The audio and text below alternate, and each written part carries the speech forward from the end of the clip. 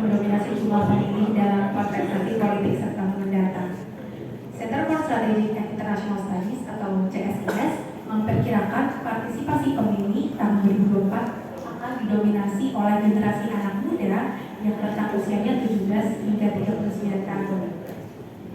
Data menunjukkan perakiraan jumlah penduduk di tahun 2024 akan mencapai angka 318,9 juta jiwa, di mana 60% diantaranya adalah anak muda.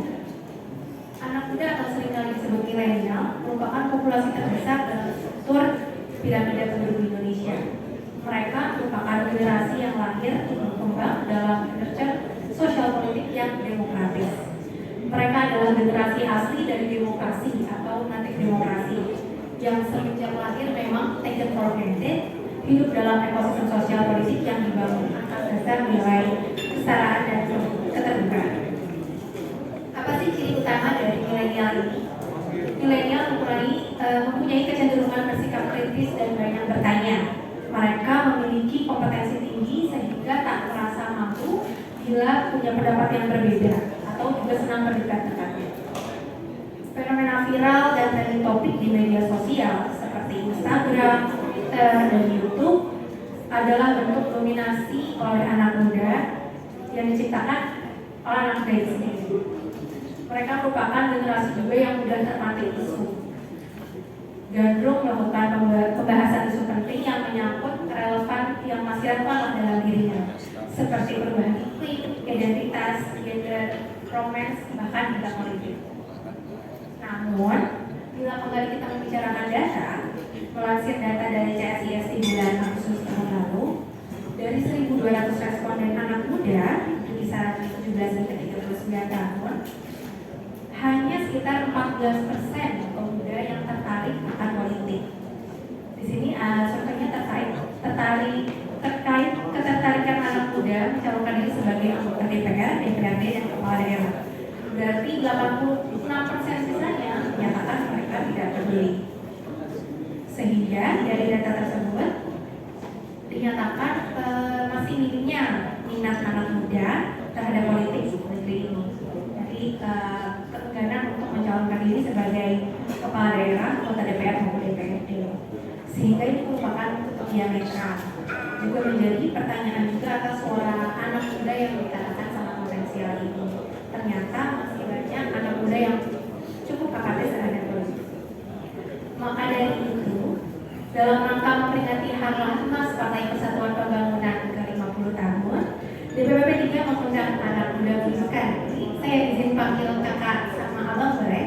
Ya, boleh. Di sini pertama ada Abang Adit Prayitno, beliau merupakan Direktur Eksekutif Parameter Politik Indonesia.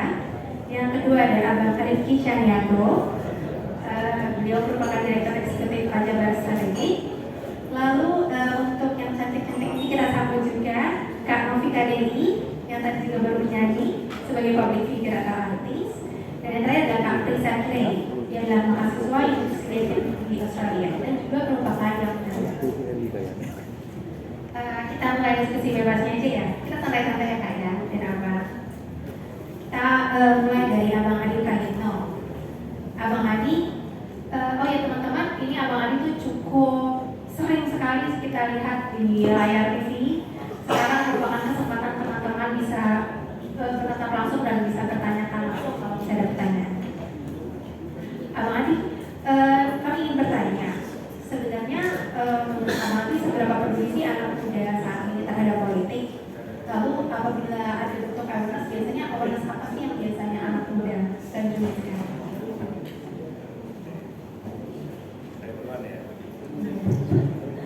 Oke, Assalamualaikum warahmatullahi wabarakatuh. Pak Boydali, ini salah satu elit P3 yang sering ketemu saya di TV. Saya selama ini disebut dan diidentifikasi relatif anak muda, tapi di ruangan ini saya merasa sangat tua banget. Nggak nyaman juga saya disebut anak muda ya. Dan teman-teman pengurus di P3 yang saya kira luar biasa hari ini. Saya sebenarnya berharap ingin mendengarkan Novi nyanyi kembali.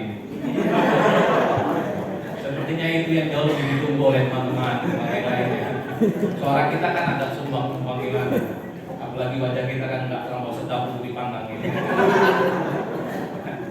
Terima kasih atas undangan hari ini, saya kira diskusinya luar biasa. Alhamdulillahirabbil alamin, hamdan wa ni'mahu wa yukafi masjidah. Saya masih ingat satu pepatah yang saya ingat betul waktu di pesantren. Saya udah lama di pesantren kebetulan. Pesantren partainya Bang Ahmad Baidowi. Saya kebetulan di Anokoya dulu memang kampanyenya P3. Karena partainya cuma 3 Bang, Golkar, P3 sama PDI. Nggak ada P-nya. Dulu ada satu pepatah yang disebutkan oleh guru saya, para masyayikh bilang, Inna fi syabani amrul ummah wa fi aqlamikum hayatana. Jadi kalau bicara tentang masa depan bangsa itu memang tidak berlebihan. Hanya di tangan anak muda lah sebenarnya persoalan-persoalan kebangsaan, persoalan politik itu nggak bisa disepelekan. Nah, kita bicara anak muda, itu kan secara teoretically itu adalah kawin silang dari generasi Y dan generasi Z. Rata-rata mereka itu adalah berumur 17 tahun sampai 40 tahun. Kalau melihat angka dan data-data statistik di BPS hari ini yang disebut anak muda, 17 sampai 40 tahun itu ada sekitar 105 juta orang.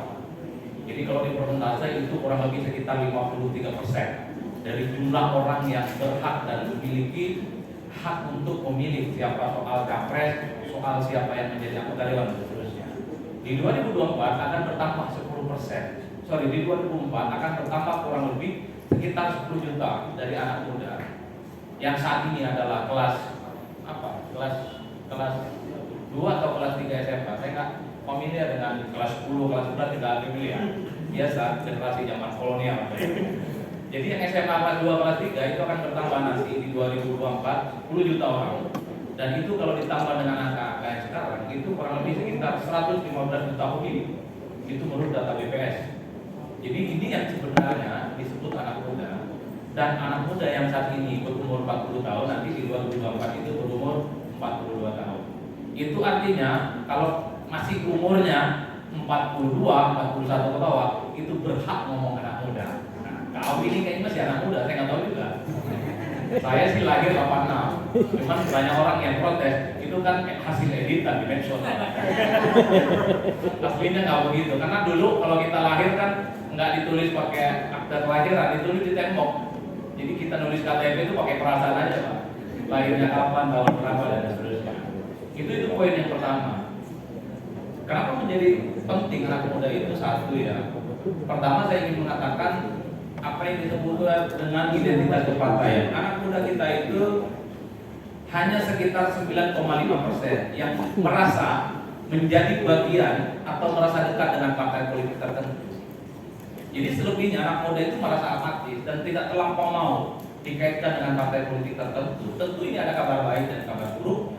Kabar baiknya adalah hampir mayoritas dari anak muda yang jumlahnya banyak itu adalah mereka yang tentu saja menjadi ceruk pemilih, menjadi insentif yang sebenarnya masih bisa diolah, bisa digarap oleh teman-teman P3. Jadi orang yang merasa tidak dekat dengan partai di kalangan anak muda itu tinggi sekali. Anggaplah misalnya sekitar 80% di antara mereka itu. Kabar buruknya adalah anak-anak muda itu nggak mau masuk partai. Kan begitu ceritanya. Karena ketika mereka ditanya apakah dekat dengan partai atau menjadi bagian dari partai politik tertentu, mereka tidak mau. Kita tanya apa yang kemudian membuat anak-anak muda ini nggak mau dekat dengan partai politik tertentu. Semua partai itu dianggap sama Pak. Misalnya bekerja hanya 5 tahun sekali. Ini tentu adalah satu kritik dan feedback yang tentu saja harus dimanai serius oleh partai politik termasuk P3. Jadi kalau kita bicara tentang bagaimana anak muda bicara P3, ya kerja politiknya jangan 5 tahun sekali lah, kira-kira begitu. Jadi sering-sering berkumpul, ngobrol dengan mereka adalah sesuatu yang memang disukai. Medsos itu kan bonus sebenarnya. Kecintaan anak muda pada figur, kecintaan anak muda pada politik, kecintaan anak muda pada isu-isu tertentu di media sosial itu enggak ideologis. Seperti film Korea, hari ini suka, besoknya bisa benci. Tapi perjumpaan muka dan pikiran, dia door to door, dia berkampanye, berdiskusi dengan mereka sebagai basis komunitas pemilih, itu jauh lebih penting jatuh hatinya ketimbang di medsos. Medsos itu dunia baru, kan? Orang tidak bisa menjangkau. Makanya tidak mengherankan orang yang begitu banyak terkenal, tapi tidak dipilih dan tidak disukai.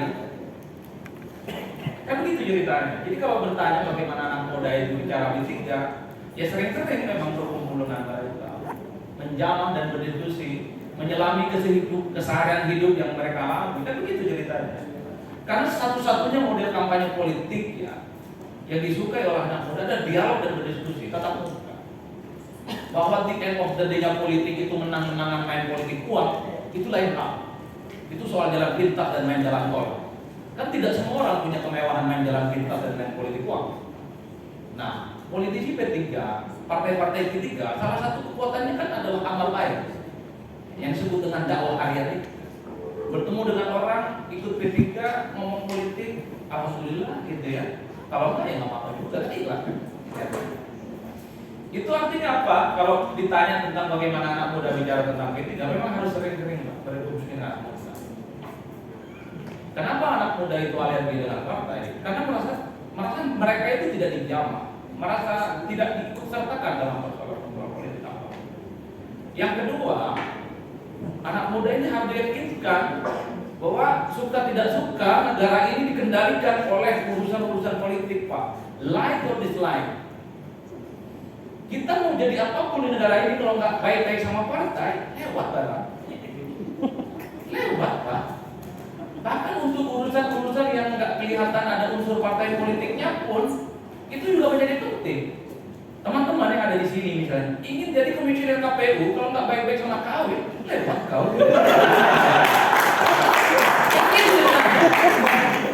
Itu kan orang anggap KPU ini kan adalah institusi setengah dewan, gitu kan? Ini institusi nggak partisan. Tapi ingat loh, yang pilih KPU dan Bawaslu itu penyelenggara pemilu. Komisi 2 itu nggak ada calon independen, nggak ada ormas, nggak ada majelis taklim, nggak ada. Itu sih orang partai. Jadi anak muda itu harus diyakinkan kalau ingin establish naik kelas lah kehidupannya. Semuanya di kita itu melalui partai politik, suka nggak suka. Apalagi mau jadi presiden dan anggota dewan, jelas. Undang-undang Pemilu nomor 7 2017 itu nggak bisa dibantah. Mau kau populer dan terkenal sampai Sidratul Muntaha, kira-kira begitu. Dia telinga pesantren, sampai ujung-ujung langit. Kalau nggak dari partai nggak bisa. Mau kau hafal Al-Quran, tulisanmu sampai kau lahir, nggak bisa. Jadi semua pejabat publik di negara ini ya, itu dikendalikan atas kuasa partai politik. Jadi anggota dewan, jadi presiden, dan kalau maju sekalipun misalnya pemilihan kepala daerah, itu juga memperbolehkan jalur persoalangan, pemilihannya sepi, dan tingkat persentase kemenangannya 0,0 sekian %. Coba tunjukkan ke saya. Ya, monggo terus kita mau ngaji nih. Karena Bang Arsul sudah datang, kita sudahan ya. Jangan. Terima kasih Bang undangannya. Ya. Bang Arsul ini senior kita sering jumpa muka dan pikiran tapi di TV Bang. Nah ini tentang langsung. Ini lanjut Bang. Tadi sampai di mana saya ngomong, kalau ada Bang Arsul jadi lupa saya ngomong. Jadi suka tidak suka, kita harus yakinkan anak muda itu persoalan kebangsaan kita itu hanya selesai dengan persoalan-persoalan politik. Mau jadi bupati, mau jadi gubernur, jadi presiden dan seterusnya. Bahkan untuk urusan-urusan politik yang tidak ada kaitannya dengan partai politik tertentu pun juga dengan partai. Mau jadi auditor BPK yang terkesan itu baik banget. Ya kalau nggak ngomong sama Bang Arsul sama Bang Awit, tak jadi Bang. Karena yang pilih adalah pimpinan dan anggota komisi 11. Jadi apalagi mau jadi komisioner KPI, kan yang pilih adalah pimpinan komisi 1 dan anggota itu. Ini yang sering kali membuat anak muda itu nggak paham bahwa dia bisa berdikari iya, tapi suka nggak suka. Anatomi dan kekuatan politik negara kita memang strukturnya saat ini dikendalikan atas kuasa partai politik. Banyak kok pengurus-pengurus BUMN, jabatan-jabatan tertinggi di negara ini. Dan ada yang salah. Yang salah itu kalau aku nabi. Kalau yang gitu-gitu kan perkara biasa. Nah ini yang saya kira bagaimana menghilangkan anak muda supaya tidak antipati dengan partai, tidak antipati ke partai politik. Yakinkan politik itu adalah jalan hidup satu-satunya saat ini, atau begitu. Yang bisa merubah keadaan. Cukup powerful bikin undang-undang melalui DPR. Apalagi Kawi misalnya dia adalah wakil di balai pimpinan fraksi di P3. Inilah yang saya kira memang harus disampaikan kepada publik betapa pentingnya partai politik, betapa pentingnya politik itu ya menjadi bagian dari instrumen apapun dalam kehidupan kita, terutama bagi anak muda. Karena anak muda ini kan suka menjibir partai dan suka menjibir politik. Padahal saya selalu mengatakan politik of the small thing. Politik itu bukan hanya soal memilih presiden dan anggota dewan, tidak. Politik itu kan keseharian yang kita hadapi. Di warung kopi kita ngomong politik. Jadi sekeras apapun anak-anak muda kita semua menghindari politik itu nggak bisa. Saya bilang juga mati. Di lapangan main futsal orang bicara tentang siapa yang jadi presiden di 2024. Orang lagi main PS bro, jawabanmu siapa nanti di 2024 bro? Saya sih Argentina, tapi soal pilpres nanti dulu kan gitu kan ceritanya.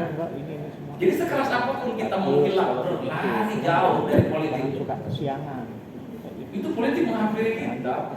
Bahkan urusan majlis taklim pun ngomong politik sekarang di bang pengajian. Tahu ketua majelis syariah.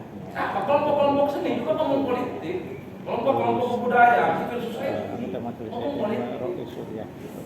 Makanya kalau kita melihat data-data akademik bahwa politik itu harus small thing, supaya anak muda itu suka dengan politik. Yang bicarakan politik itu adalah bagaimana kita bicara tentang isu-isu kita tentang keseharian dan dimanapun kita bicara tentang politik. Kan terkesan politik itu urusan maki-maki aja kan, padahal nggak begitu juga. Banyak orang yang belakangan misalnya bicara tentang politik identitas. Kalau politik identitas kita bicarakan dari satu warung kopi ke warung kopi yang lain, saya kira bagus betul. Dan kalau kita atau politik identitas itu apa? Banyak orang seakan-akan ya Indonesia ini akan kiamat dengan persoalan politik identitas. Oleh tiap hari kita ngomongin politik identitas. Makanya di berbagai kesempatan kami menekankan bahwa yakinkan kepada anak muda politik itu tidak memberikan politik itu soal keseharian. Bahkan protes tentang banjir dalam Bumiayu juga bagian dari politik. Tapi dari data-data survei yang kita punya, termasuk disinggung oleh Mbak Nadia ya, bahwa tingkat apatisme anak muda di politik itu sangat rendah. Mereka yang aktif cuma 40%, tapi itu konteksnya adalah voter turnout. Voter turnout itu adalah orang datang ke TPS, pilih anggota dewan, pilih presiden dan seterusnya. Yang disebut rendah partisipasinya itu adalah ketika misalnya mereka ditanya satu, apakah mau menjadi bagian dari kampanye partai politik tertentu, tim sukses orang tertentu, menyumbang partai dan berkampanye untuk partai. Kalau itu yang ditanya rendah memang. Tapi anak muda ini senang maki-maki, kelompok kritis. Kalau ada kebijakan yang menurut mereka nggak sesuai dengan hati, mereka ramai. Jadi yang disebut rendah partisipasi anak muda ini kan persoalan voter turnout. Orang datang ke TPS, berpartisipasi untuk partai, untuk calon, memang rendah. Tapi bicara politik secara umum, anak muda itu suka. Sekalipun tidak terlampau ideologis, perspektifnya kritis memang. Kritis dalam arti anak muda itu tidak terlampau suka dengan yang penuh hingar-bingar, tapi tak ada substansinya. Kan sekarang ada kecenderungan yang penting ramai, berkelahi dulu, substansi belakangan. Enggak begitu juga. Belakangan ini, pasca 2019, kita beruntung karena ada cebong dan kampret dulu. Kita itu disuguhkan pada anak muda yang kritis. Dia tidak terlampau suka pada figur yang hanya mengandalkan keramaian, keributan, tapi nggak ada isinya. Banyak orang yang dianggap figur kuat, followersnya banyak. Sekarang mulai ditanya, orang ini punya kapasitas dan kompetensi apa? Ngocehnya sih oke, tapi dia nulis jurnal nggak sih? Dia nulis buku nggak sih? Kan begitu anak muda sekarang. Kan banyak tuh di medsos ngoceh, bikin podcast sendiri, di-share sendiri, dipuji-puji sendiri, kan banyak tuh fenomenanya. Anak muda sekarang nggak begitu, nggak selesai di situ. Kalau Arifki misalnya anak muda, tokoh mulai dicari nih. Mulai dicari apa karya akademik dan karya ilmiahnya yang dianggap memiliki satu diferensiasi dengan yang lain. Wah, ini rajin nih nulis jurnal, ya kan? Rajin nih nulis buku, keren lah gitu. Karena sekarang narasi-narasi yang retoris tanpa ada bukti apapun itu cenderung tidak terlampau disukai. Itu yang penontonan secara otoritatif menjadi penting supaya anak-anak muda itu bicara tentang P3 dan P4. Yang terakhir, karena saya diminta sebentar, memang harus ada diferensiasi. Nah, diferensiasi dari P3 ini suka nggak suka. Ada 3 hal kalau kita data survei. Kenapa orang memilih P3 pertama? P3 itu persepsinya paling besar. Orang memilih P3 dianggap mewakili representasi dari kepentingan politik Islam. Jadi memang tidak bisa dilepaskan. Pemilih P3 itu adalah pemilih Islam, bukan yang lain yang paling utama. Baru kemudian ada pemilih tradisionalnya yang sampai saat ini solid dan kuat. Mereka itu memilih P3 karena itu keluarga, kenal sudah lama, partai yang turun-temurun. Yang ketiga, ya kerja-kerja partai. Kenapa pilih P3? Karena sama calon yang baik-baik, sering kunjungi majelis taklim, sering sedekah, bakti sosial. 3 hal ini yang kemudian kalau kita melihat data survei kita sepanjang tahun 2022 kemarin itu disukai. Kenapa? Alasan anak muda, masyarakat secara umum pilih P3. Saya gitu, semoga provokasinya masuk.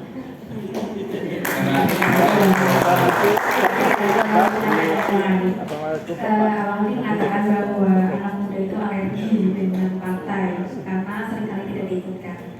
Karena padahal setiap lini hidup kita dari akte kelahiran sampai akte kematian itu diurus oleh politik. Jadi jangan sampai seharusnya tidak boleh dengan politik.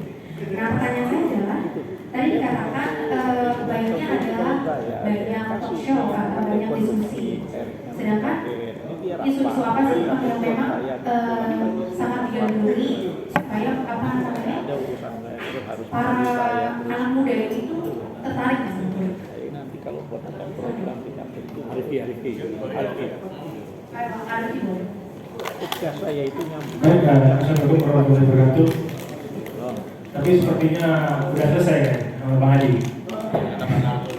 Oh iya. Ya, terima kasih Bang Asusani yang juga kali memberikan kesempatan di dengan teman-teman muda ini dan juga teman-teman pengurus ketiga dari beberapa ketiganya. Baik, saya mengomentari dalam artian kalau secara garis besar sudah dibahas dari Bang Adi. Tapi hal yang paling menggelitik itu adalah soal bagaimana soal permajaan pemilih. Artinya menyinggung apa yang tadi ditambahkan oleh Bang Adi, bahwa pemilu 2024 itulah pertarungan terakhir dari dinasti dukungan. Artinya apakah nanti pasca 2024 akan berlanjut dari dinasti X atau ganti Y? Ini yang paling penting. Dan P3 sebagai partai yang identik dari bagian dari hidup di era Orde Baru, PDI, bukan PDP, PDI dan Golkar juga P3. Artinya dengan perkembangan zaman tentu ada perubahan regenerasi.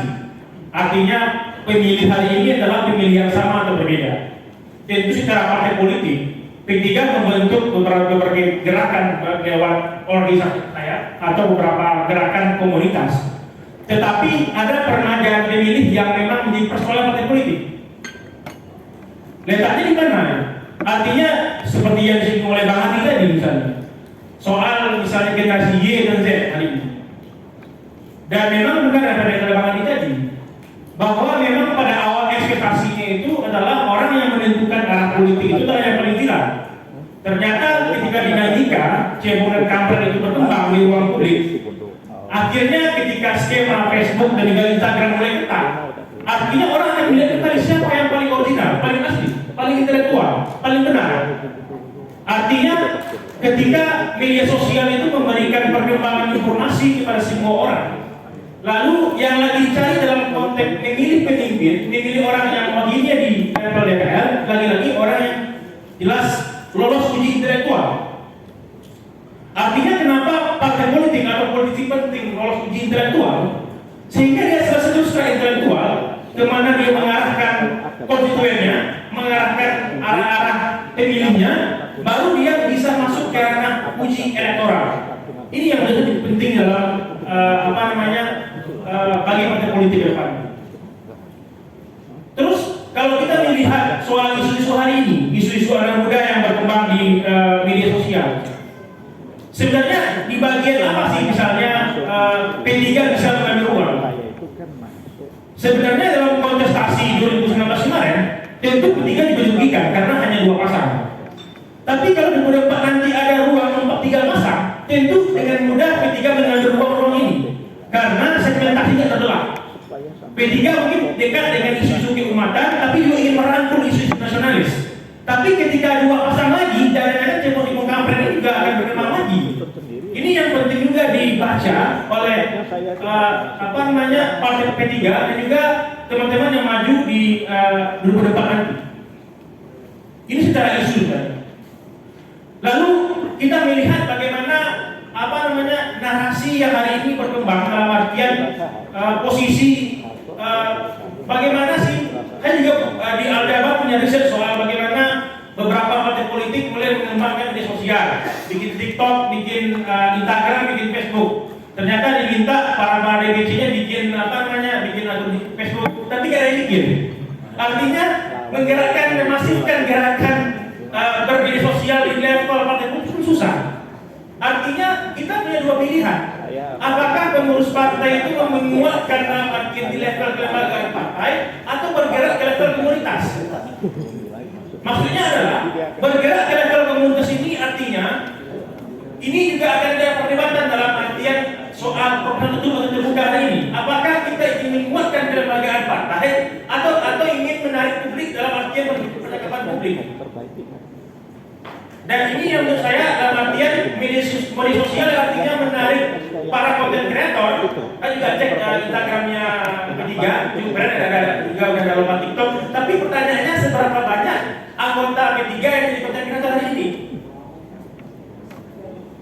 Oke, ada pola-pola kampanye yang menggunakan Facebook Ad, Instagram Ad artinya. Tapi kan mirip-mirip iklan Tokopedia aja sama Shopee yang keluar di Facebook sama sendirinya. Tapi apakah orang akan itu bagaimana?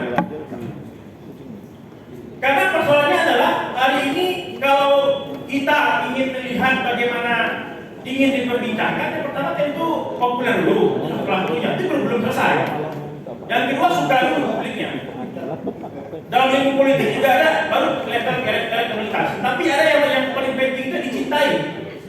Orang kalau dicintai maupun dia salah maupun benar itu ketika dipilih. Kalau level sudah dicintai. Kalau suka masih ada ruang untuk tidak dipilih.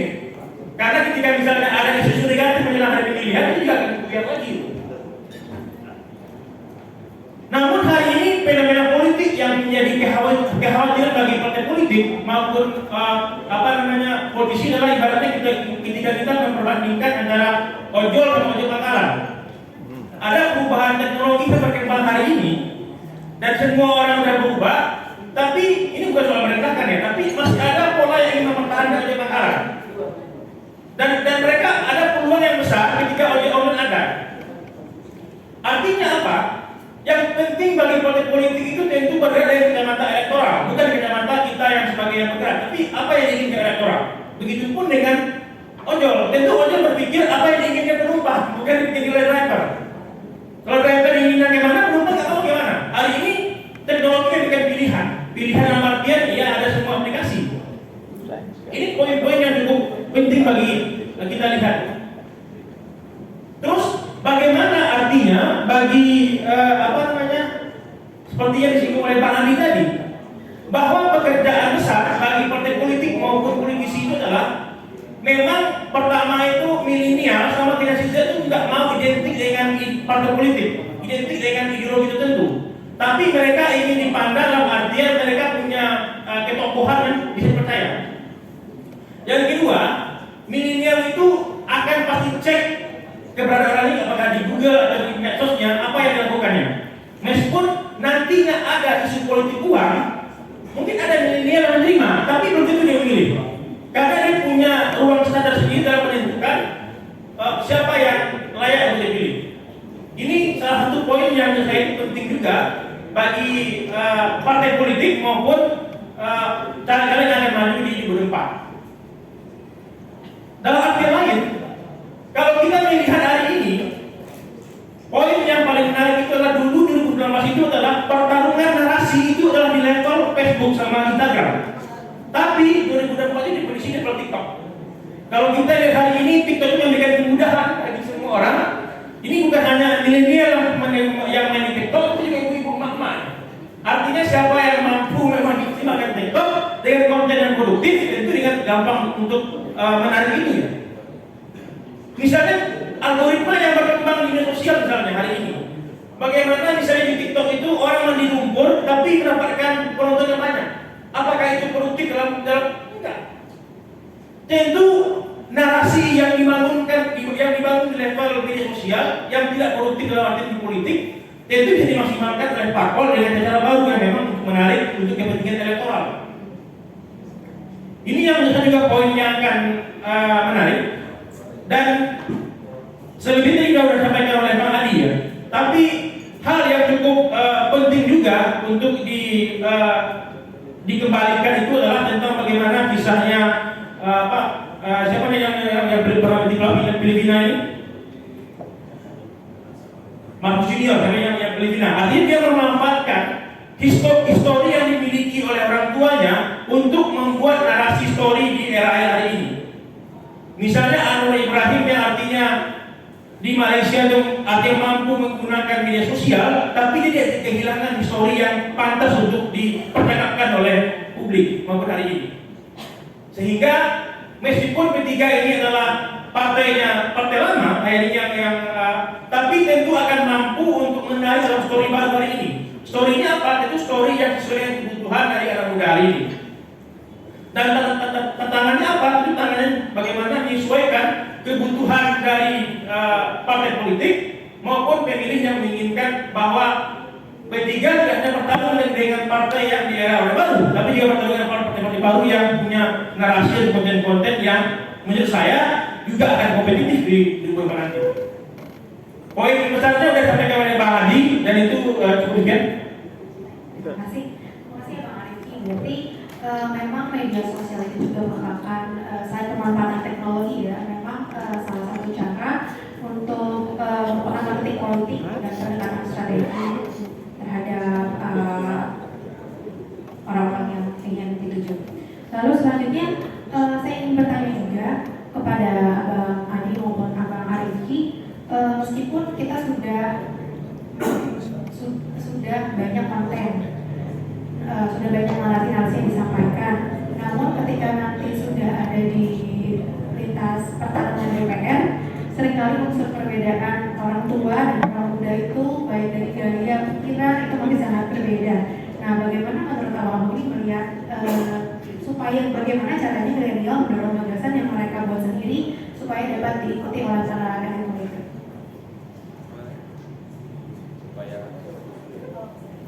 Dapat diikuti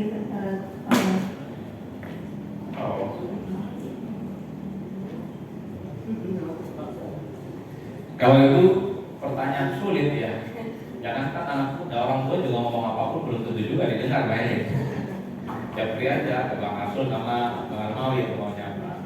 Tapi pada prinsipnya begini, anak muda itu kan bukan melulu hanya soal umur, gitu. Bukan hanya soal 17 sampai 40 tahun. Tapi anak muda itu kan identik dengan kreativitas. Jadi kalau demo itu ya bukan hanya huru hara, anggaplah begitu, ataupun protes bukan hanya numpuk-numpuk orang, tapi kreativitas ide dan gerakannya kan ada terus. Saya kan kebetulan mantan aktivis juga, meski sering demo juga belakangan ini.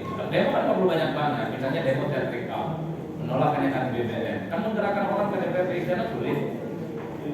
Kita jalan kaki tuh dari Ciputat, ya. Angkot itu kita tarik tuh sampai istana, sampai Senayan, itu viral dan ramai, nggak perlu banyak orang. Begitupun dengan isu-isu yang lain, harus ada ide dan kreativitas yang membuat orang itu tertarik untuk membicarakan.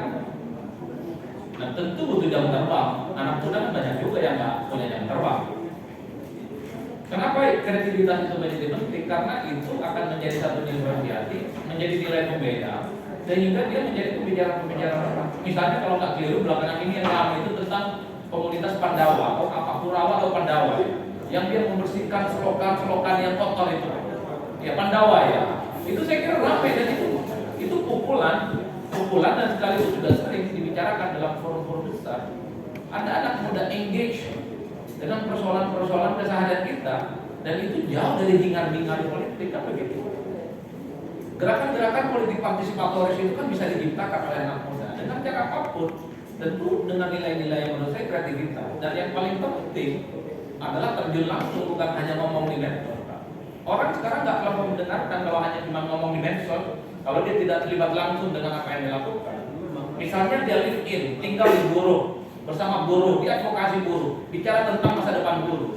Banyak orang yang bicara tentang memperjuangkan buruh, dia nggak pernah tinggal sama buruh, tinggal di bedeng rumahnya seperti apa. Banyak orang yang memperjuangkan petani, ngomong retorikanya panjang kali lebar nggak karu-karuan, tapi dia nggak pernah tinggal sama petani, sama orang tua kita gitu. Pupuk langka, harga gabah murah dan seterusnya.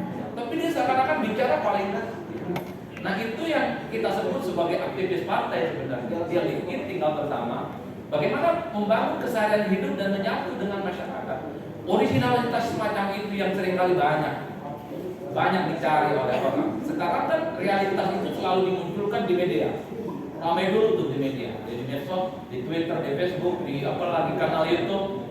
Kemudian cari pembenarannya. Itu nggak lama Pak. Seperti film Korea yang saya bilang tadi. Tapi kalau membangun satu komunitas, entitas, empowering pemberdayaan tertentu, menurut saya itu menjadi stimulan. Ya ini di luar konteks politik elektoral, tapi pada level ide dan sebuah gerakan politik menjadi penting.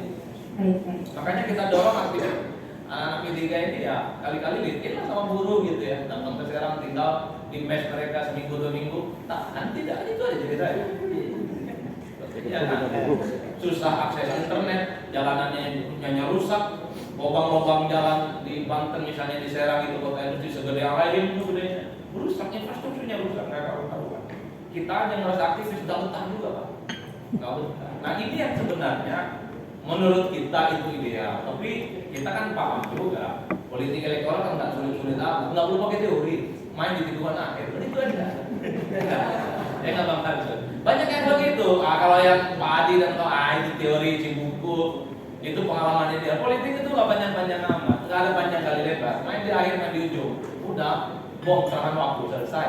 Yang nggak perlu ada diskusi, kira-kira begitu. Tapi kan tidak semua orang bisa melakukan itu. Tidak semua orang punya kemewahan semacam itu. Jadi kerja-kerja nyata, live in, berinteraksi dengan masyarakat secara langsung. Kok rasa-rasanya, insya Allah, modal pelayan ini juga akan dilihat sebagai bentuk pengabdian. Kira-kira gimana jawabannya yakin? Tapi itu gua ada pertanyaan-pertanyaan, banyak pertanyaan yang mau dari teman-teman. Selanjutnya, bila tadi kita sudah dari pengamat politik, sekarang kita kepada kakak-kakak cantik, Kak Kire dan Kak Novi. Assalamualaikum. Aku mulai dari Kak Kire dulu. Jadi teman-teman, Kak Prisa Kire ini dia berkuliah di University Australia. Dia mengambil fakultinya International Relation atau hubungan internasional dengan majornya di ilmu political sciences ya Kak. Oke, ini Kak Kire ini juga pasti banyak teman-teman mahasiswa yang di sini. Apa sih motivasi Kak Kire yang ambil kuliah di Australia? Bismillahirrahmanirrahim. Assalamualaikum warahmatullahi wabarakatuh. Tak kenal maka kakak saya. Perkenalkan saya Prisa Kire yang kurang lebih tadi sudah dibicarakan oleh Mbak Nida. Terima kasih, pertama-tama saya mengucapkan terima kasih kepada Partai Persatuan Pembangunan yang telah mengajak saya untuk berkontribusi di acara talk show pada hari ini. Dan terima kasih moderator. Menanggapi apa yang menjadi pertanyaan moderator. Ada 4 things that represent the youth. Ada 4 hal yang merepresentasikan anak muda. Yang pertama ada energy greedy. Yang kedua ada flexible productivity. Yang ketiga kepo. Dan yang keempat ada inovatif kreatif. Yang pertama energy greedy. Kita tahu bahwa anak muda ini bohongnya umurnya masih muda, abang muda. Jadi pasti jiwa-jiwa semangat membara dan juga anak muda masih mempunyai yang namanya hormon adrenalin yang tinggi. Of course, anak muda ingin melakukan dan eksplorasi kegiatan-kegiatan baru, program-program baru yang ada di sekeliling mereka, kegiatan mereka. Akan tetapi saya sebagai anak muda yang memandang politik sangat gambling karena apakah energi saya akan bermanfaat atau justru sebaliknya. Karena dari switching point yaitu adalah greedy. Kita tahu itu sifat dasar manusia. Manusia itu pasti greedy dimanapun dan kapanpun. Maka dari itu make sure anak-anak muda di politik jangan sampai kita greedy, di mana adanya baru masuk nih, let's say kita diundang organisasi, lalu kita kecemplung, niatnya langsung buruk di situ, langsung ingin menjatuhkan satu sama lain, ingin berniat buruk lah. Saya juga nggak munafik karena pasti dari semua titik menjatuhkan atau dijatuhkan gitu. Tapi apakah mau kita sebagai anak muda terjerumus di lubang yang sama dengan sistematis politik seperti itu? Enggak dong, karena kita generasi penerus, karena kita generasi muda, generasi perubahan, maka dari itu kita harus punya energi kita itu bermanfaat untuk pertama kita pribadi dan sekitar kita. Yang kedua, four things. Yang kedua itu ada namanya flexible productivity. Pandemi membuat kita lebih fleksibel dalam bekerja di mana saja dan kapan saja. True. Apalagi banyak sekali mungkin anak-anak muda sekarang bekerja secara online, secara hybrid, dan bahkan ada yang bercita-cita tidak ingin datang ke kantor, pengennya kerja secara online sambil liburan atau healing. Jadi make sure waktu fleksibel kalian itu harus produktif. Dalam artian anak muda di politik, fleksibel di politik ini misalnya pagi kita di organisasi A, sorenya kita di organisasi B, gitu. Jadi fleksibel productivity, make sure waktu kalian itu seproduktif mungkin di dunia politik. Yang ketiga, kepo. Gak bohong ya, kita bangun tidur aja mungkin kita langsung buka HP, lalu mengestak orang-orang karena kepo kegiatan apa sih yang mereka lakukan di luar sana. Nah, kepo ini juga terjadi di anak muda dalam memandang politik. Yang pertama, kepo dalam sistem politik.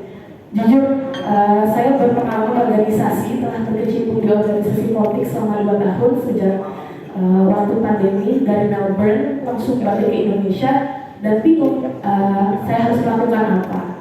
Lalu saya masuk ke organisasi politik pula langsung. Maka dari itu out of nowhere saya tidak punya apa-apa dan tidak punya background keluarga politik. Honestly, jujur. Jadi benar-benar gambling banget apakah saya harus mengikuti arus atau melawan arus di dalamnya. Maka dari itu maksimalkan kepo kita itu kepo yang bermanfaat. Sistem politik, kepo terhadap sistem politik itu bertanya-tanya selalu di otak saya, apakah sistem politik ini ada dua? Apakah sistem politik ini menyangkut partai tua yang melakukan perubahan mengikuti zaman, atau justru sebaliknya sistem politik di mana anak muda yang kalau bahasa Sunda kokolan begong, jadi makan sebelum waktunya gitu, berusaha untuk nah pada akhirnya kepo itu yang selalu ditanyakan oleh anak-anak muda.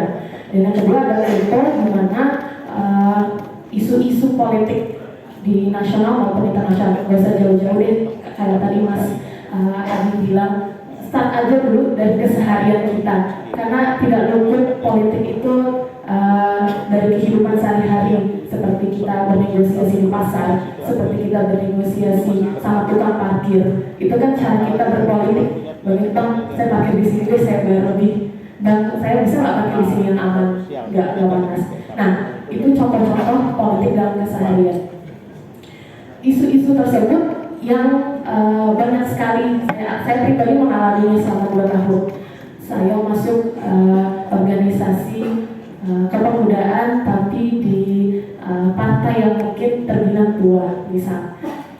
Saya bingung, saya akhirnya no clue, saya tidak punya clue apa-apa, tapi itu menjadi pertanyaan saya selama ini, gitu. Dan juga saya melakukan riset di Instagram kemarin, membuka question box, dan saya minta karena temanya hari ini yang muda yang bicara, saya buat question box yang muda yang bicara, ayo anak muda kita bersuara. Di situ banyak sekali opini, masukan, kritikan anak-anak muda.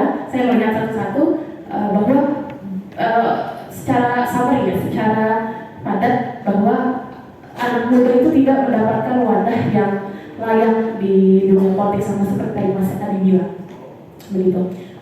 Maka dari itu kan menjadi isu besar anak muda di dunia politik. Nah, kita tahu bahwa zaman saat ini adalah zaman transformasi dan transisi. Anak-anak muda pengen masuk dunia politik tapi takut sekali karena akan tersingkirkan oleh para senior-senior atau mungkin orang yang lebih dulu terjun ke dunia politik, yang atau bahkan ada sebutannya oligarki.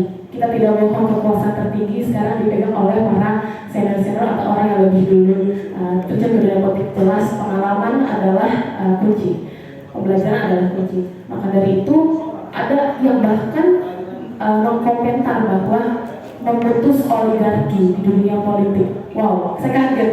Karena apa? Menurut saya bahwa hubungan antara yang muda dengan tua itu adalah simbiosis mutualisme.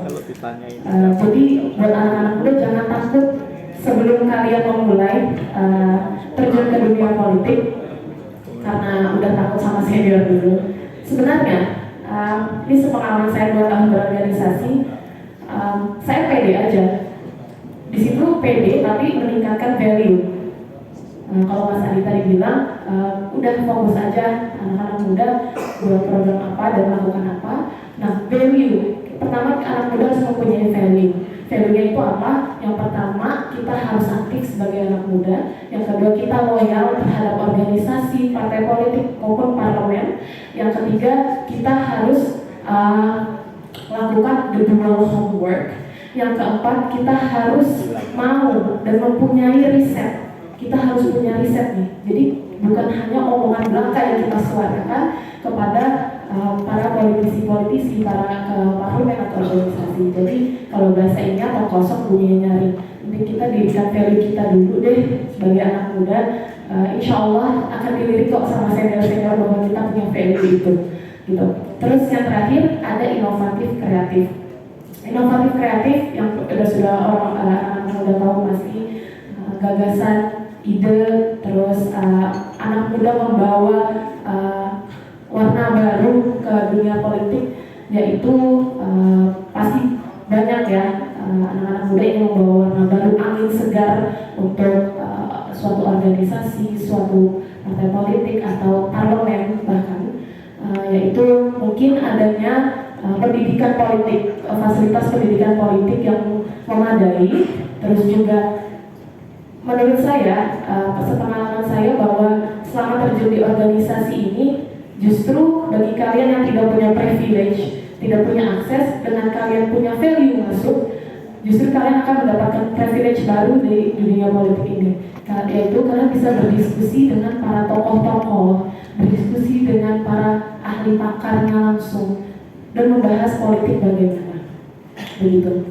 Dan lagi inovatif kreatif, anak-anak muda ini jangan takut untuk berkolaborasi dengan para senior-senior karena kita ketahui bahwa tidak perlulah mengkotak-kotakan mana yang tua, mana yang muda. Pada akhirnya ini semua tentang open mindedness, keterbukaan pikiran kita, cara kita memandang sesuatu hal dengan yang baik. Dan juga kita tahu bahwa penetrasi teknologi itu masuk ke semua kalangan. Jadi biarkan transformasi generasi ini berjalan secara alami antar generasi. Jadi begitu. Terima kasih. Luar biasa value yang disampaikan setelah pandangan politik dari Kak Kire. Selanjutnya kita berlanjut ke Kak Novi. Kak Novi, dangdut itu kan dikatakan sebagai musik khasnya Indonesia. Dengan kemeriahannya, mau lagu senang atau sedih itu pasti bawahnya pengen joget gitu. Oleh karena itu, maka dangdut seringkali dikatakan sebagai sarana komunikasi politik. Nah, sebagai public figure atau artis, banyak nih artis yang akhirnya masuk ke dunia politik. Pada pendapat dari kamu seperti apa? Sebelumnya, assalamualaikum warahmatullahi wabarakatuh. Dijawab dengan denda lalu juga boleh. Aku gak nyangka loh bisa duduk di sini dan dibikin tegang sebelumnya. Aku kira tugas aku di sini cuma nyanyi dan menghibur kalian doang. Ternyata ikutan juga ya. Benar-benar Masya Allah, terima kasih sebelumnya atas undangannya, buat kalian semuanya. Terima kasih juga, sajiannya sangat luar biasa. Dan untuk aku sendiri mungkin di sini aku nggak bisa banyak ngomong ya. Jadi kakak semuanya aja. Untuk pandangan politik di dunia mungkin entertain dan politik itu sangat luar biasa. bagi aku mungkin banyak juga dari sekarang udah banyak artis-artis yang mungkin masuk ke politik ya. Ya udah banyak juga pandangan aku sih tentang politik untuk aku sangat luar biasa, pokoknya benar-benar menginspirasi untuk kalangan anak generasi muda.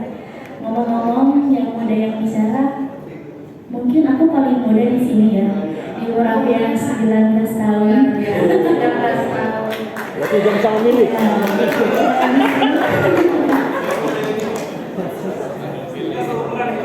Ya, mungkin aku ya seumuran. Iya, subur. Dipanggil subur. Subur.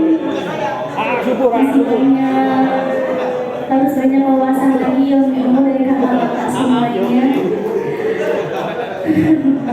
Dan aku sendiri, Ini siapa? ya dan aku sendiri mungkin masih belum dan harus banyak berdiri diri aku sendiri untuk lebih meningkatkan tentang apa itu politik.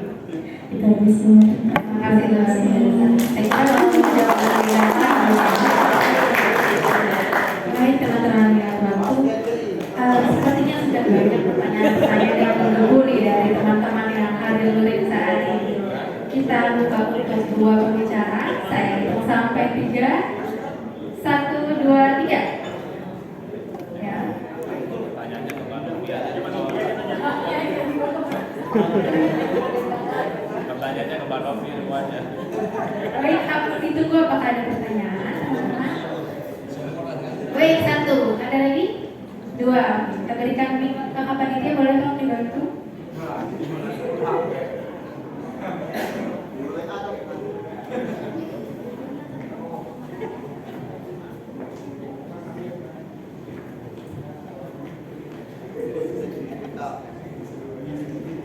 Assalamualaikum warahmatullahi wabarakatuh. Selamat sore teman-teman semua, anak muda yang cinta akan politik. Perkenalkan, nama saya Amiruddin. Saya asli Madura. Wah. Satu pondok sama sawit. Biar rada diakui, jadi mau perkenalkan yang edit dulu. Tentang talkshow kebangsaan yang hari ini diadakan oleh P3, tentunya kami sangat bahagia karena kemudian ada ruang diskusi, tentu akan melahirkan suatu pertanyaan yang belum terjawabkan sampai hari ini. Pertanyaan saya adalah, sebagai anak muda yang kadang tidak tahu rumputnya, bahkan tidak mengenal apa itu akar politiknya, sudah banyak sekali teori-teori yang diberikan oleh para pakar, oleh para profesor, oleh para pengamat, atau bahkan dosen di kampus. Kebetulan saya jurusan politik, banyak sekali diajarkan teori-teori politik yang kemudian bisa dijalankan atau diimplementasikan di dalam kehidupan sehari-hari. Pertanyaannya adalah, sampai hari ini saya tidak menemukan teori yang begitu valid untuk bagaimana memberikan vitamin handal supaya menyadarkan dan nantinya anak muda ikut berpartisipasi di dalamnya atau bahkan di pertarungan 2024 nanti. Jadi untuk Mas Adi atau Bang Adi, Bang Arifki, apa kira-kira vitamin yang akan diberikan kepada teman-teman pemuda untuk Novi nggak ditanya. Bang berani Bang?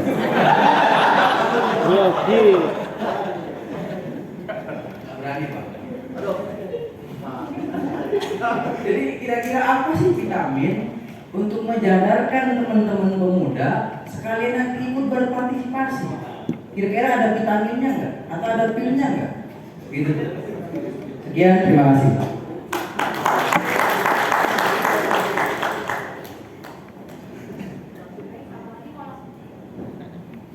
Ada 2 tadi. Ada 2 ya. Kita kumpulkan dulu pertanyaannya ya. Tadi yang kedua, boleh tunjuk tangan kembali.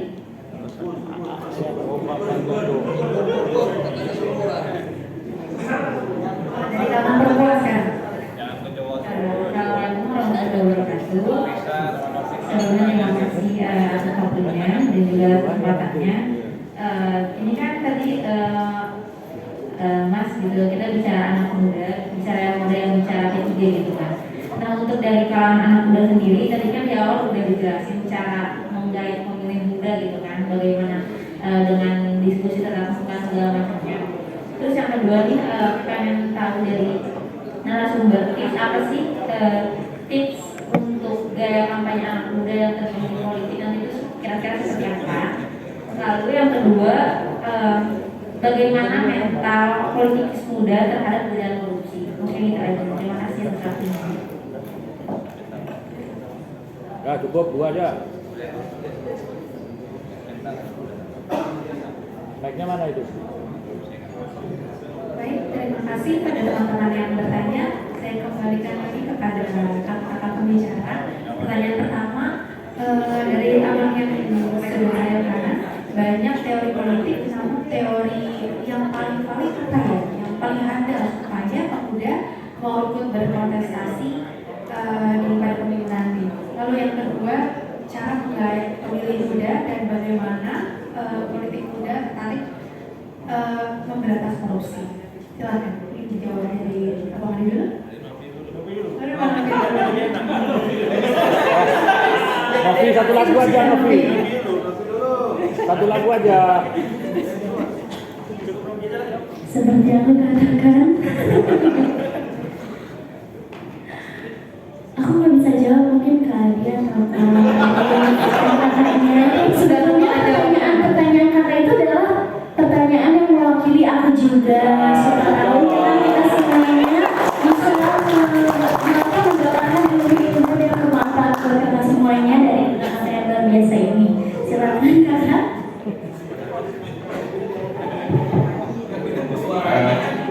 Enggak, di ruangan ini lebih tertarik mendengarkan apa yang kau bilang, Novi.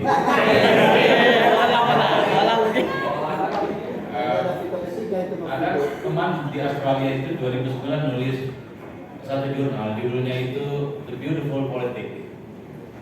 Dia hanya ingin bilang di Indonesia itu mengalami satu fenomena yang disebut dengan The Beautiful Politics. Jadi kalau orang cantik datang, kau belum ngomong panjang, senyum aja bakal dari pilih. Jadi Mbak Novi ini sudah cocok masuk P3.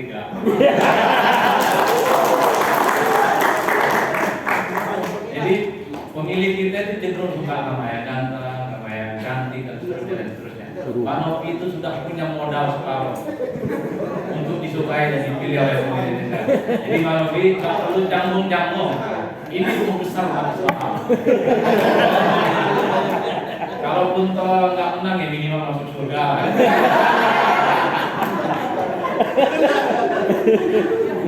Ini bonus deh bonus. Ini mirip-mirip stand up comedy lah. Nah di awal saya bilang bahwa partai ID kita atau identitas kepartaian, orang yang merasa dekat dengan partai anak muda itu kan rendah.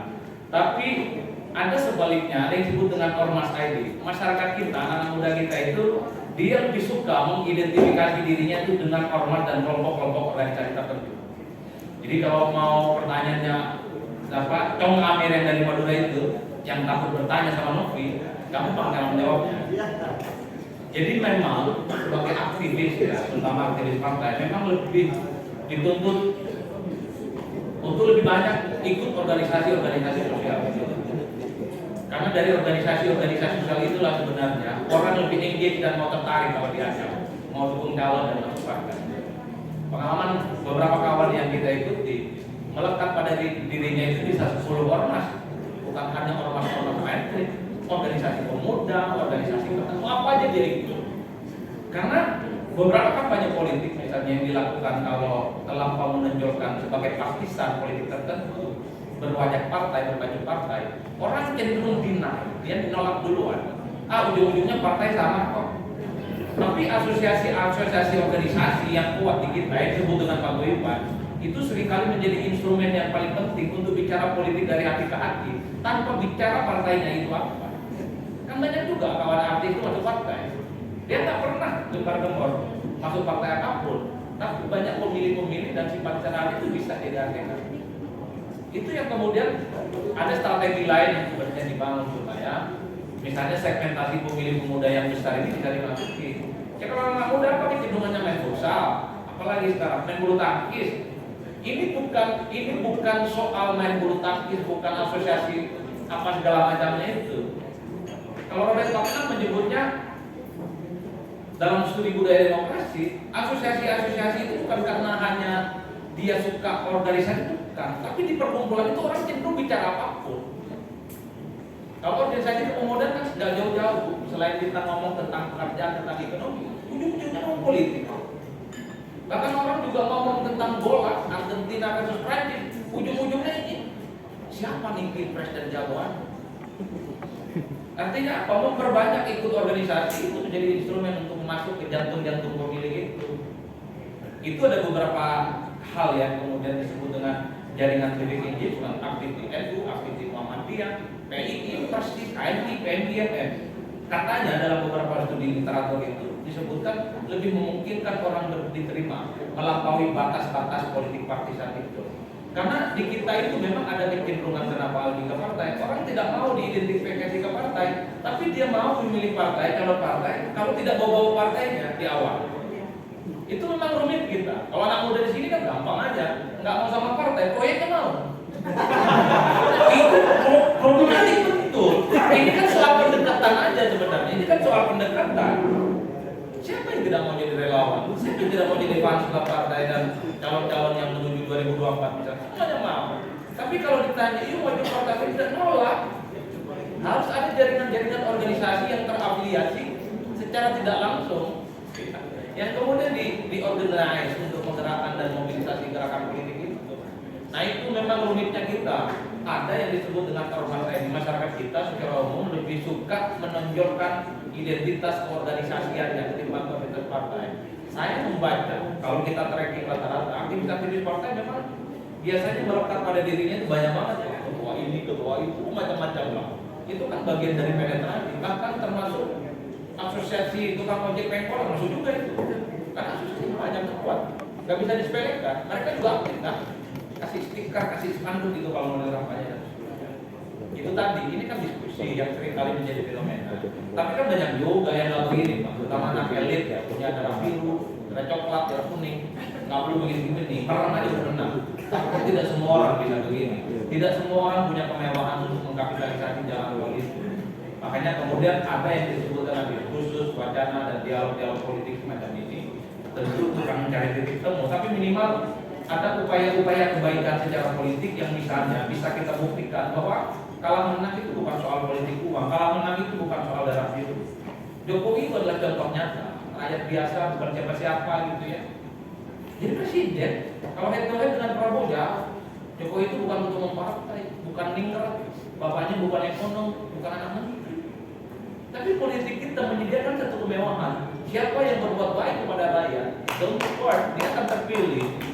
Di DPRD teman-teman, ya mungkin teman-teman ini baca-baca. Banyak kawan-kawan saya, gitu ya. Dia tukang beca, tukang solpati, jadi tuh DPRD. Politik kita itu memungkinkan orang yang biasa-biasa saja, anak petani, anak nelayan, yang dulu dianggap sebagai kasta paling bawah, dia bisa menjadi pemimpin di negara ini. Ada kawan saya di kota Serang, tukang urut tuh bayangkan. Ya, dia bukan DPRD dia. Setiap orang yang dia urut, bayar separuh. Dikasih stiker, minta tolong. Wah itu mantap saya bilang. Mantap Pak. Orang Pak, itu contoh. Ada juga itu kan beca. Nah, success story-nya banyak. Itu yang saya kira bahwa hal-hal yang semacam ini tentu menjadi penting bagi orang yang tidak punya resource ekonomi yang memadai. Kalau Pak Adi terjun ke politik ya kalau bicara resource ekonomi nggak ada. Ya minimal kebaikan lah yang bisa ditekan melalui senyum-senyum itu Pak. Kira-kira begitu Pak. Terima kasih. Selanjutnya yang kedua tadi dari pertanyaan sebelah sana, cara menggait pemilih muda dan bagaimana politikus muda itu tertarik untuk memberantas korupsi. Mungkin dari Abang Arifki atau Kapten Sekretariat yang menambahkan. Baik ya. Menambahkan apa yang tadi disampaikan oleh Bang Adi soal Bang Adi kan dengan cerita soal bagaimana membangun komunitas bagi politisi atau partai politik yang ingin menggait pemilih di level offline, langsung terbuka. Tapi karena memang apalagi aktivis partai yang muda-muda yang maju sebagai politisi tentu secara modal kapital kuat. Tapi kita ingin berjuang di dalam partai politik. ingin jadi caleg. Salah satu peluang yang bisa dimanfaatkan dan itu dikolaborasikan antara bagaimana pendekatan offline dan online. Jadi bagaimana kegiatan di level kecamatan itu di online kan? Artinya bagaimana? Jadi hari ini ada streaming, ada live. Ini kenapa ini dimanfaatkan? Karena memang kalau kita bersaing untuk menyediakan makan lebih banyak orang untuk kabupaten itu oleh banyak. Artinya kita yang ada belakang aktivis milenial cuma modal uang yang artian tidak kuat dalam artian secara uang, harus bersaing dengan darah biru atau darah merah artinya. Dan ini yang menjadi peluang-peluang yang bisa dimanfaatkan bagaimana mengkolaborasikan campaign dalam artian secara offline dan online. Misalnya kita melakukan kegiatan sosial di sebuah kecamatan, sehingga perbincangan kita dalam secara langsung secara offline dengan masyarakat tersebut ketika itu di online kan, maka dia terjalin langsung di level kecamatan ke kecamatan lain, ke kabupaten lain. Karena biaya yang dikeluarkan itu tergantung kuota dan juga lain. Yang kedua adalah menggunakan manfaat WA. Ini kan paling murah nih. Karena bagi yang paling gampang dimanfaatkan untuk mengorganisir bagaimana pemilih itu memperbincangkan kita tentu dengan membentuk banyak grup WA. Pertama, biayanya lebih murah. Bagaimana misalnya kalau kita maju di level DPRD, bagaimana di level kecamatan, kelurahan, bahkan di level paling bawah kita punya grup WA semuanya. Jadi ada tim produksi yang memperbincangkan itu di level kabupaten langsung masuk tersebar ke bawah. Kenapa ide ini cukup menarik bagi saya? Karena dia murah dan karena target pertama yang bisa dimanfaatkan adalah bagaimana perbincangan kita di level masyarakat itu langsung diperbincangkan ke wilayah sehingga ini jadi sebuah trending topic. Ini penting karena kalau kita inginkan sebuah paket kampanye murah. Yang kedua, saya pernah juga beberapa anggota DPR yang menggunakan ketika dia menggerakkan berbagai komunitas, dia itu membuat memberikan sumbangan air mineral, tapi nggak ada air mineral partainya, tapi ada nama dia. Tapi ketika ada kegiatan olahraga, orang meninggal, lalu datang ke kota air mineral. Artinya pesan dia itu memperkenalkan diri kepada masyarakat itu lebih cepat, karena ada modal sosial yang melekat dalam narasi-narasi seperti itu. Karena ini paket untuk memang kalau kita nggak ingin bermain di ujung.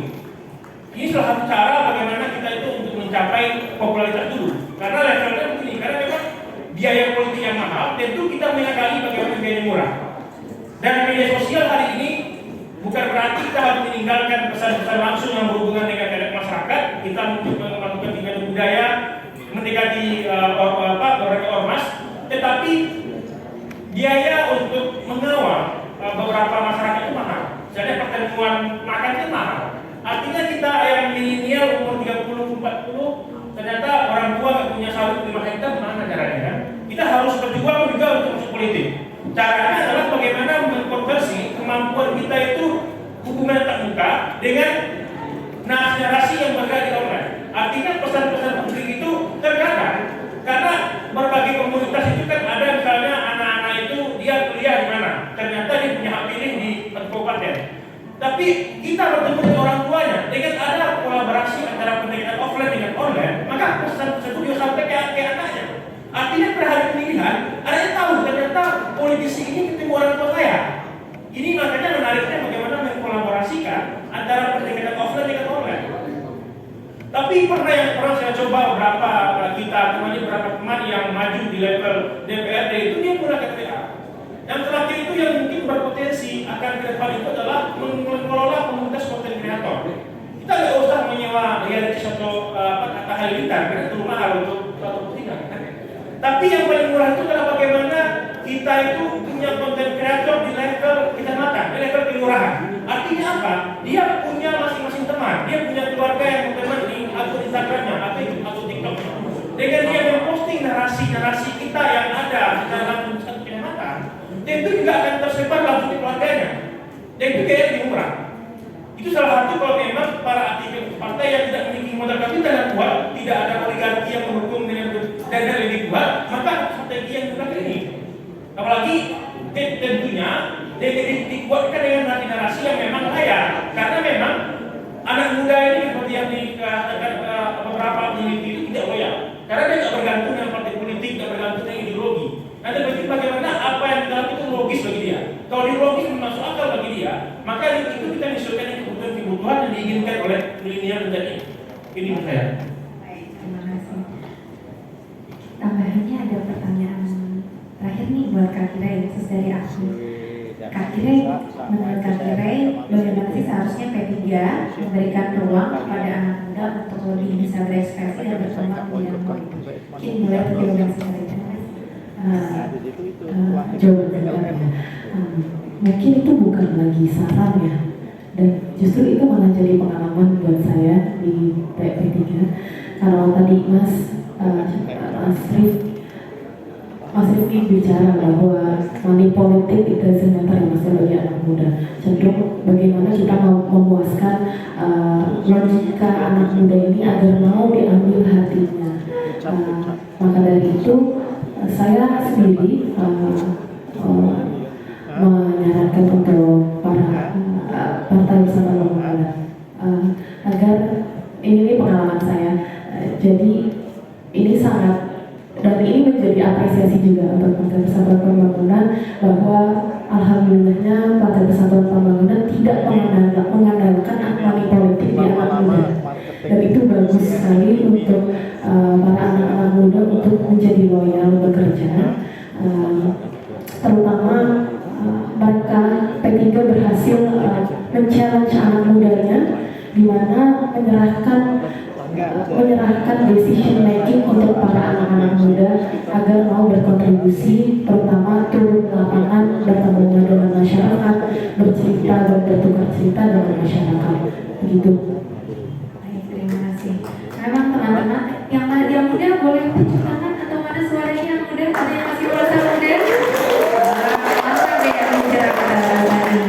Memang intinya kita jadi anak muda itu jangan yang menyampaikan politiknya ambil dari edit foto tapi tidak tahu konsekuensi dari fotonya, atau mereka yang lantang di dunia maya keluar tapi tidak paham terkait fakta yang ada. Sedangkan saat ini anak muda memang seharusnya menjadi objek, tidak seharusnya Anda menjadi objek, namun menjadi subjek dari partai politik yang menggerakkan arah partai politik harus kemana, yang akan menjadi agen penggerak.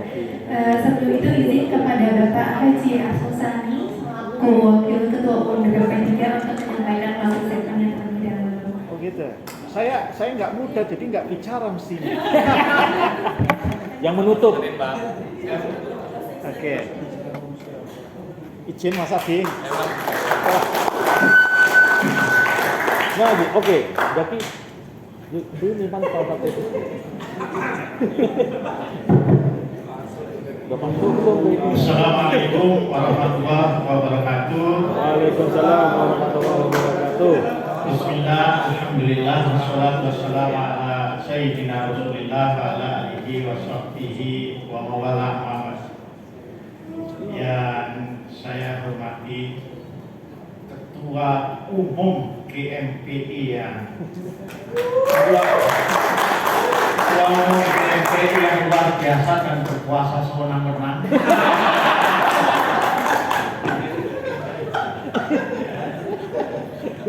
Kemudian ini juga ada Sekjen GBK yang juga berkuasa sewenang-wenang dan juga melakukan PWGBK.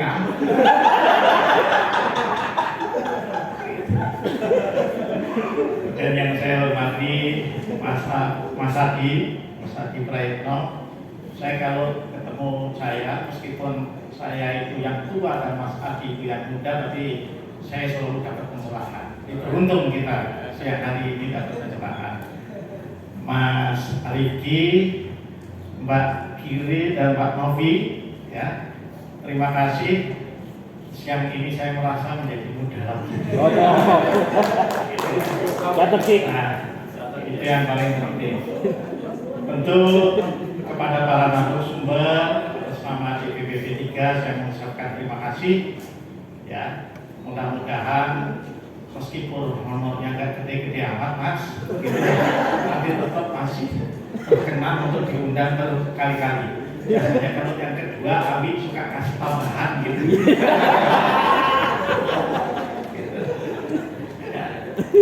Nah, catatan saya kira dari apa yang tadi disampaikan, ya, Adi dan Mas Arifki ya, saya kira memang orang muda itu harus mengembangkan dirinya dan bertumbuh pada 3 hal. Ya. Yang pertama adalah educating yourself. Kamu harus memintarkan diri kita itu masing-masing. Educating yourself. Yang kedua, empowering yourself. Ya. Harus memberdayakan diri kita masing-masing. Dan yang ketiga, enlighten yourself. Ya. Harus mencerahkan diri kita. Saya kayak masih direktur Tupperware aja gitu. Ya. Jangan lupa saya 14 tahun jadi direktur di Tupperware Indonesia gitu. Makanya memang tugasnya adalah melakukan personal development, gitu ya, pengembangan diri. Nah tadi menarik yang disampaikan oleh Mas Adi bahwa 3E atau 3E itu ya memang harus dilakukan, tidak cukup hanya dengan membaca, kemudian main medsos dan lain-lain. Harus terjun ke lapangan, ya. Dan itu juga yang waktu saya masih muda, kayaknya kurang muda, ya itu yang saya lakukan. Ya. Saya umur 22 tahun, saya masuk ke LBH Jakarta tadi, dan saya melakukan advokasi dan pembelaan kepada para pedagang asongan di 3 terminal. Terminal Pulau Gadung, Cililitan dulu masih terminal, dan terminal Kalideres. Ya, LBH nggak jauh itu dari sini, sekitar 200 meter di Diponegoro 74. Gitu ya. Yang bergaul sehari-hari ada di sana. Gitu ya. Jadi itu saya rasakan betul. Nah, apa itu kemudian hasilnya? Hasilnya itu adalah modal sosial, social capital. Ya. Modal sosial ini perlu kalau kita mau terjun ke politik. Ya. Bahwa politik itu perlu modal kapital. Atau orang sering bilang mengatakan segala-galanya uang segala-galanya. Enggak juga, meskipun ya segala-galanya perlu uang juga, tapi enggak juga gitu. Social capital itu menurut saya menjadi fondasi yang utama. Ya. Karena itulah itu menjelaskan kenapa banyak caleg habis 15-20 miliar, 25 miliar ya di DPR RI dan tidak jadi. Ya. Karena ini para penganut paham bahwa financial capital, modal uang itu segala-galanya. Sehingga lupa menumbuhkan social capital yang tadi oleh Mas Adi disebut itu dengan nginep di tempat buruk. Itu bukan teori. Ya. Karena saya seorang ayah, saya ajarkan Mas Adi sama anak-anak itu. Ya. Saya ajarkan. Ini cerita sedikit, bukan untuk sombong-sombongan. Ketika anak saya undergraduate S1 di London School of Economic and Political Science, maka saya suruh dan dia lakukan ngajar di Camden. Camden itu daerah pinggiran London, ngajar matematika untuk para pengungsi dari Eropa Timur di sekolah. 2 tahun dia ngajar di sana. Gak mikir nanti mau jadi apa. Ada hasilnya, ada pasti. Gitu ya. Adanya paling tidak ketika lulus ya dapat penghargaan sebagai rising leader, gitu ya, dari itu. Nah, dengan modal sosial itu berkembanglah dia. Ya, dapat beasiswa dari LPDP, bukan karena bapaknya wakil ketua MPR, saya tidak tahu mana. Di formulirnya saya periksa, saya lihat ayah mama pasti Arsul Sadi, tapi ditulis pekerjaan pengacara, bukan gitu ya. Apa dia? Nggak tahun-tahun dari University of Berkeley. Nah di sana dia nggak cuma nyuruh, dia pekerja kasih makan kepada homeless people, orang-orang gelandangan yang nggak punya rumah di kota San Francisco. Nah ini saya tidak ingin membanggakan itu, tetapi yang ingin saya sampaikan adalah kita ini akan sulit mengembangkan diri kalau kita tidak pernah terjun bekerja di lapangan dan bersentuhan dengan berbagai kelompok elemen masyarakat yang itu juga paling tidak nilai positifnya ya akan membentuk pada kepribadian kita, gitu ya. Kalau saya yang kerasa karena saya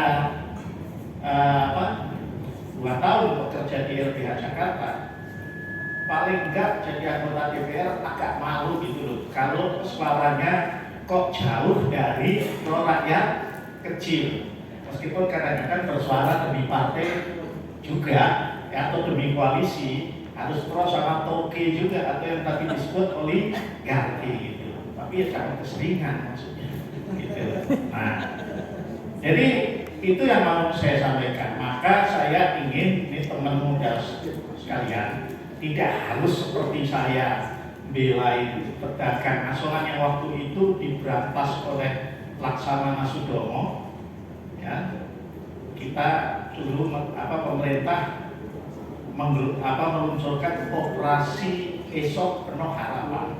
Kita tandingi ya sebagai aktivis saya dengan membuat ya istilah lain operasi esok punah harapan. Karena nggak boleh kan segala macam.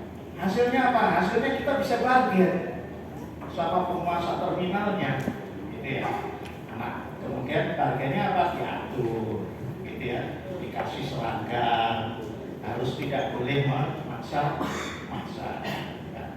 Dan modal sosial itu dahsyat. Ya. Dahsyatnya itu saya rasakan. Saya sampai ya kalau sekarang udah nggak lagi ya. Mungkin 10 tahun yang lalu, kalau saya ngantri asisten rumah tangga saya pulang untuk lebaran ke Pulau Gadung, nggak perlu beronda-ronda. Itu teman-teman pedagang asongan itu cuma bilang, Bapak sini aja Pak, saya carikan yang ini dan pasti dapat tempat duduk. Nah, itu contoh dari hasil dari social capital atau modal sosial itu. Nah, saya ingin semua teman-teman ini ya pokoknya apapun, meskipun bekerja di kantoran ya, tetapi kegiatan advokasi turun ke masyarakat, ke kelompok-kelompok yang perlu kita bantu, itu harus kita lakukan ya. Nah, kalau itu dilakukan, insya Allah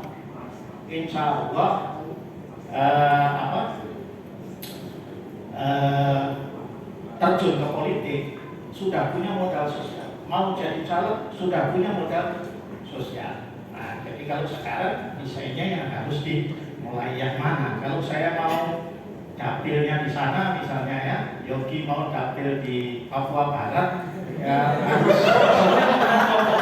Papua Barat. Ya.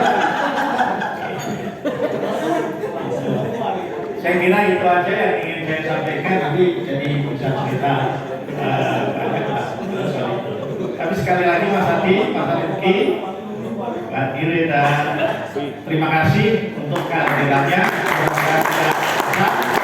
Dan silakan aja kita harus sering ya talk show seperti ini gitu ya, supaya kita tercerahkan. Saya aja tercerahkan ya. Apalagi subur kepala sekretariat DPP yang baru itu kan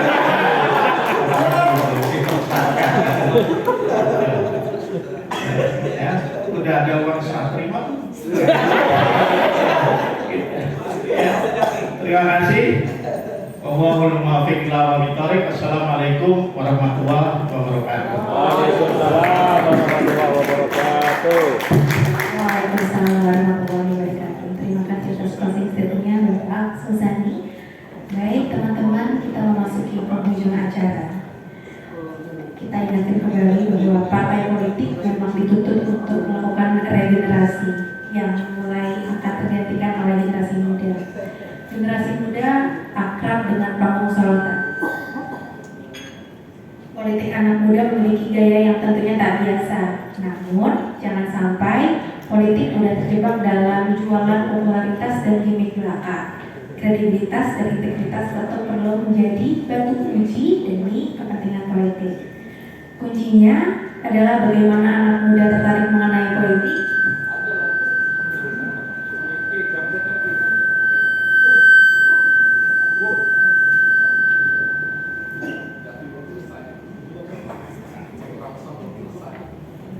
Sederhana? Oke.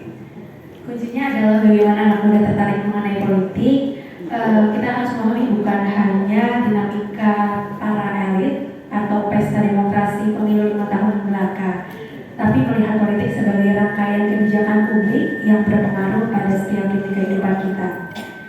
Maka bila nanti teman-teman anak muda ini sudah mendapatkan kekuasaan, apa yang akan dilakukan dengan kekuasaan? Saya Dawi Rahma, pamit undur diri. Wallahu muwaffiq ila aqwamit thoriq. Illa liqa. Assalamualaikum warahmatullahi wabarakatuh. Waalaikumsalam warahmatullahi wabarakatuh. Kembalikan kepada MC.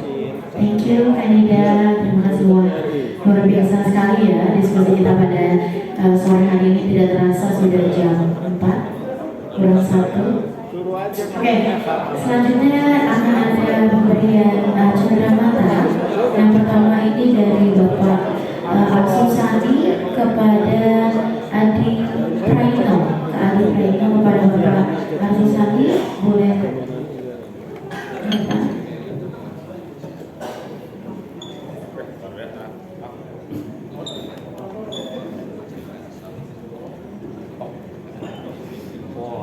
Biar ingat. Oke.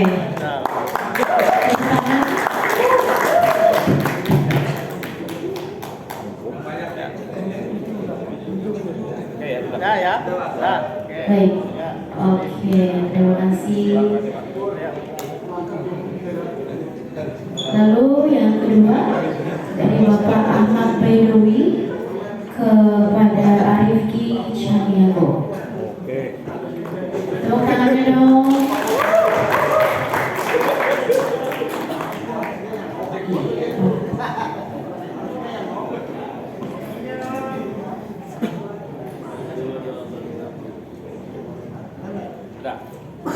Oke. Baik. Makasih ya, semangat. Lalu yang ketiga dari Bapak Tobahlul Antoni kepada Murti Sadi.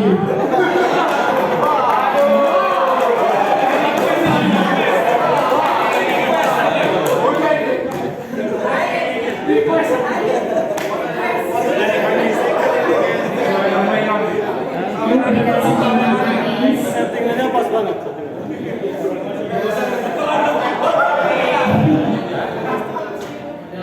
Iya, terima kasih.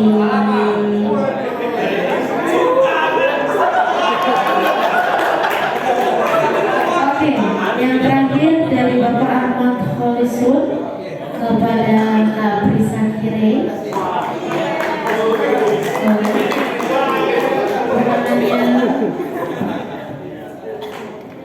Senyumnya mau ke Kiai. Senyumnya. Pak Yai. Pak Yai senyumnya.